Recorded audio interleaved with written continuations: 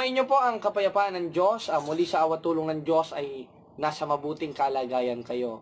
Ako po ay nananawagan sa buong kapatiran ng Members Church of God International. Nawa ay pa-share ito at patag ang mga kilala niyong MCGI upang ma-actionan po ang isa nilang mga miyembro at hindi lang isa kundi marami nilang mga miyembro na naghahasik po ng lagim sa internet at sinisira ang integridad ng Members Church of God International. Dahil ang buong akala ko, dahil ako ay dating MCGI, bawal na makipagdebate sa Members Church of God International. Kahit mga manggagawa, kahit mga KNP, hanggat hindi pinahintulutan ni Daniel Rason. At kahit naman pahintulutan ni Daniel Rason, malaman ni Daniel Rason, ito naman ay pagbabawal ng inyong kuya. Ako po ay nagtataka, sana may nakakapanood ng mga workers dito at maaksyonan itong mga miyembro ninyo na hindi pa rin tumitigil at ang utak ay nasa utak pa rin ni Bes. Na ito naman ay pinagbabawal na ni Daniel Rason. Hindi ba't parang nanloloko po kayo niyan, bilang isang nagsusuri? Kunyari, ako'y nagsusuri. Bagamat galing ako sa inyo, akala ko babawal na ang debate. Bakit hinahayaan ng inyong pamunuan, lalo na si Kuya Daniel Rason at inyong mga workers, itong mga tao na ito? Ito po yung isa. I-flash natin sa screen. Yan po. Yan si Mario San Diego, na isang MCGI po dyan sa Kabisayaan, sa Mindanao. At hinamon niya ako ng isang maginoong debate. At ito naman ay, pinatulan natin, kinasahan natin yung hamon niya na ang moderator ay si kapatid na JB, na dati ring MCGI o Members Church of God International. At pagkatapos nun, rinig niya naman ang aking boses nung nakapasok kami sa TikTok. Ang sabi ko, doon tayo sa StreamYard, nakapolo na ako. Mas maganda panoodin natin. Recorded ito, recorded. Recorded ito, Mario. Recorded. Mario, magsesend kami ng link ngayon sa StreamYard para sa isang maginoong debate. Humarap ka, Mario. Magsesend ako sa iyo ng link. Pag hindi ka humarap, talo ka na, duwag ka. Ayan. Dami na Ayan. Madami Hindi na bias na platform yun. Nakabihis na ako, nakapolo na ako. Hihintayin kita at isa-set up ko na dito. Ang dami nang Napanood niyo at aware naman siya doon, mga kapatid, mga kababayan, na tayo ay pinagbigay alam natin na meron tayong isang StreamYard link na isesend sa kanya at ito naman ay hindi pagsisinungaling, dahil parang ang MCGI naman yata ang nagsisinungaling dahil pinapahintulutan nila itong mga miyembro nila na mag-engage ng debate na hindi naman authorized ng manggagawa, hindi naman authorized ng worker. Kaya itinatanong ko lang po sa inyo, mga members ng MCGI, kala ko ba tapos na ang era ni Bes? Gawang mabuti na dapat ang pinapairal. Bakit hinahayaan ninyo at hindi tinitiwalag ang mga ganitong klaseng pasaway na kapatid na sumisira sa magandang integridad at paggawa ng mabuti ng Members Church of God International? Kaya ang ginawa ko, pinatulan ko siya. Nakita nyo naman, sinagot ko yung kanyang puro daldal sa TikTok at ako nga ay umakyat pa. Dahil siya'y nagyayabang. At nung umakyat na ako, dahil sabi niya, "Oy, umakyat ka!" Tinan nyo naman, ayaw naman ako papasukin. Tinan nyo, panoodin ninyo. Ayaw na! Say natin.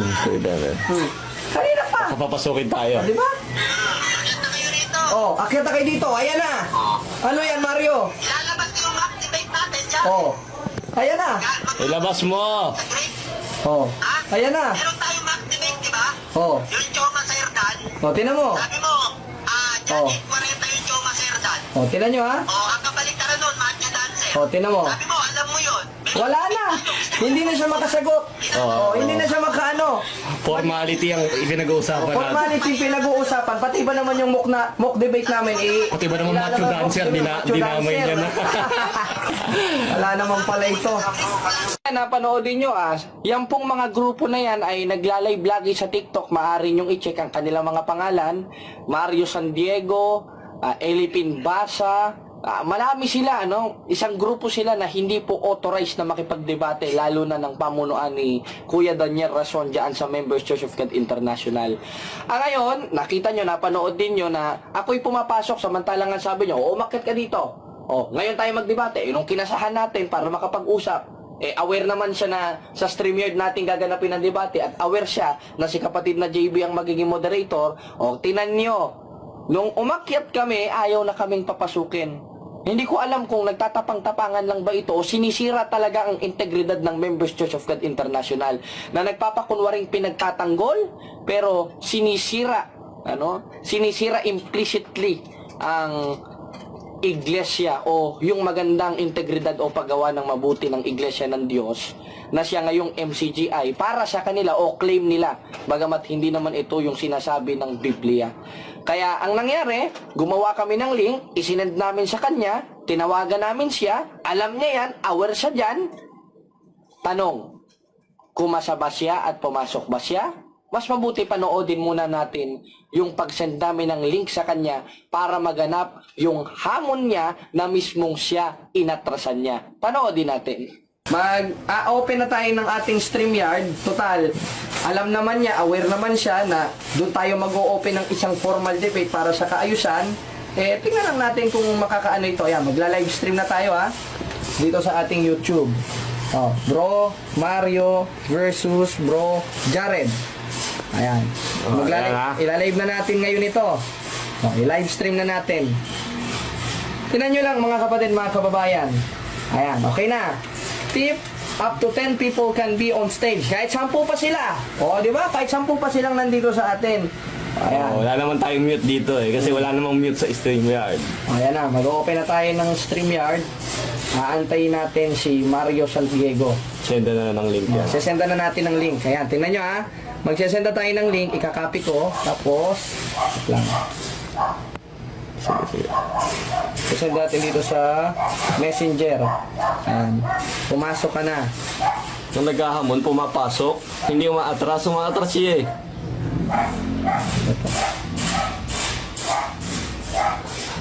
Antayin natin Ayan, type, ayan chat Naka-delivered po. Ibig sabihin, alam niya yung alam niyang nagchat ka. 12 minutes na tayong naka-record. At yan, antayin natin siya dito. Total, ayaw niya rin sa platform niya. Naghahamon siya doon. Papasukin na sana na. Ayaw niya. StreamYard, Ayan. Antayin na natin. Dito ko na lang itatapat, Lalive na natin. Aware naman siya. Mag-aantay tayo. Maghintay tayo hanggang siguro, Brother JB. Ayan, naka-live na po tayo sa YouTube at inaantay na natin ngayon si Mario Santiago para sa isang formal na debate. At yan, makikita nyo, open na po ang live natin sa YouTube. Ayan na, magkitang-kita. At hintayin natin si Mario kung meron bang lilitaw na Mario. At yan, nakita nyo naman na aware itong Mario Santiago na ito, lalo na kung may mga nakikinig na members Church of God International, tingnan nyo po ang ginagawa ng inyong ilang miyembro. Sana ito ay aksyonan ng pamunuan at kahit mga workers na kinasasakupan at kinasasaklawan ng mga taong ito na mga nagpapanggap na debatista na wala namang authorized kay Kuya Daniel Rason. Ngayon, sinenda natin siya ng link, nag-live tayo, pero pumasok ba siya? Makikita nyo sa video pag inulit ninyo mga kapatid, mga kababayan, gumawa po kami ng link, nag-live po kami sa YouTube alas 2:09. Nag-umpisa kami mag-live dahil lang sabi niya magdebate daw. Naghahamon siya, hinamon niya ako. Gusto niya si kapatid na JB ang moderator, kinasahan ko at aware naman siya, pwede niyong i-backward ang video na sa StreamYard maghintay kami, nakabihis kami. Ngayon, siya ba ay kumasa? Hindi po. Bakit? Dahil alas 2 kami mag-umpisa ng live, alas 3 na, at inabot na ng alas 4, walang Mario Santiago na lumitaw sa isang maginoong debate na siya mismo ang naghamon sa akin. Tapos palalabasin ako ang duwag. Panoodin ninyo mga kapatid. Nagsawa na lang kami kakahintay. Natin ng maayos, walang putol. Ayaw talaga nitong taong ito. Saksakan talaga ng kasinungaling nitong si Mario. Hindi na ako magtataka, sinungaling rin ng mga tagapakinig nito ni Mario Santiago. At yun, mga kapatid, nakakasawa na maghintay. Nagmumukhang tanga lang tayo dito sa ginagawa ng Mario Santiago na ito. Hanggang dito na lang ulit. Walang Mario lumitaw, Brother JB. Kanina pa tayo naghihintay. Wala talagang lumitaw. Isang oras na tayo dito naghihintay. Walang Mario lumitaw. Alas 4 na, wala pa ring Mario lumitaw. Pause na, okay mo, hindi pa i-pause nung Alas 4 na, wala pa ring Mario Santiago lumitaw. Paano ba yan mga kapatid, mga kababayan? Kayo nang bahalang humusga. Takot na takot talaga itong Mario Santiago na ito. Kaya muli, pagtubayan kayo ng Diyos, at sana ay maliwanagan na ang mga tagapakinig nito ni Mario Santiago na hindi sumipot sa naturang debate na ang tema ay True Church. Hanggang doon lang mga kapatid, duwag talaga itong taong ito, bulag talaga at peking Diyos ang pinagsisilbihan nito ni Mario San Diego, na yun si Satanas na hari ng kasinungalingan at hari ng kaduwagan. Kaya ayon sa 21:8 ng Apokalipsis, ang mga duwag na siyang manifestasyon ng mga hindi mananampalataya, ang kanilang destino ay sa impyerno o dagat-dagatang ako. Yan, kayo na ang bahalang magtimbang, mga kapatid, mga kababayan. Ewan ko kung ginagamit niya lang ang aking pangalan para makilala o para makilala yung kanilang grupo dahil hindi naman sila authorized sa kanilang iglesia. Kaya sa susunod, Mario San Diego, kung maghahamon ka, dapat kaya mong panindiganan. Kung maghahamon ka, sana sundin mo ang 3:18 ng unang 1. Hindi yung gagamitin mo ang pangalan ko, hahamunin mo ko, pero pag kinasahan kita, puro alibay ka na. Nasisira ang MCGI sa'yo. Sinisira mo ang integridad at ang plano ni Daniel Rason sa Iglesia ng Diyos na siyang MCGI ayon sa claim ninyo. Dahil para sa kanya, hindi na mahalaga ang debate. Tinapos na ni Eli Soriano. Para kay Daniel Rason, paggawa na lang ng mabuti mga charities ang dapat asikasuhin. Bakit itong mga ito?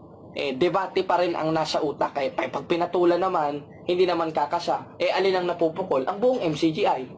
Alin ang nasisira? Ang buong MCGI. Kaya ako ay nananawagan sa buong kampo ng Members Church of God International, lalo na po sa overall servant at kahit sa mga KNP, na pagsabihan nyo po itong Mario San Diego na ito, dahil hindi ba sa inyo itinitiwalag ito?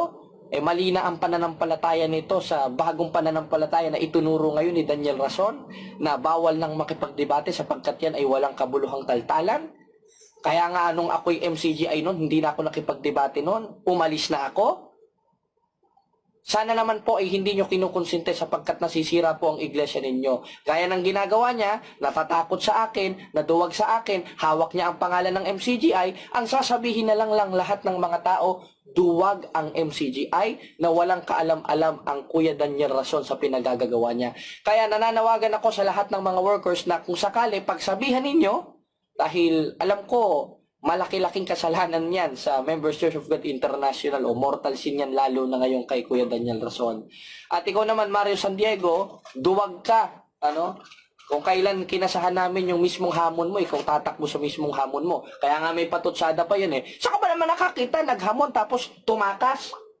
Naghamon tapos sa duwag? Ikaw, nakita na namin. Andiyan na mismo nga patunay. O tutulan mo ngayon niya, hindi ba totoo yan? Na-aware ka na nag-send ako ng link? Na-aware ka sa StreamYard magaganap ang maginoong debate? Alang-alang sa kaluluwa ng mga tao? Sapagkat yung kautusan na yun, isa yung pakikipagbaka, yun ang makapagpapahatid sa atin papunta sa ating Panginoon Kristo sa 3:24 ng Galacia. Sa susunod, kung maghahamon ka, siguraduhin mong kaya mo. Natatakot ka kasi sa akin, Mario San Diego.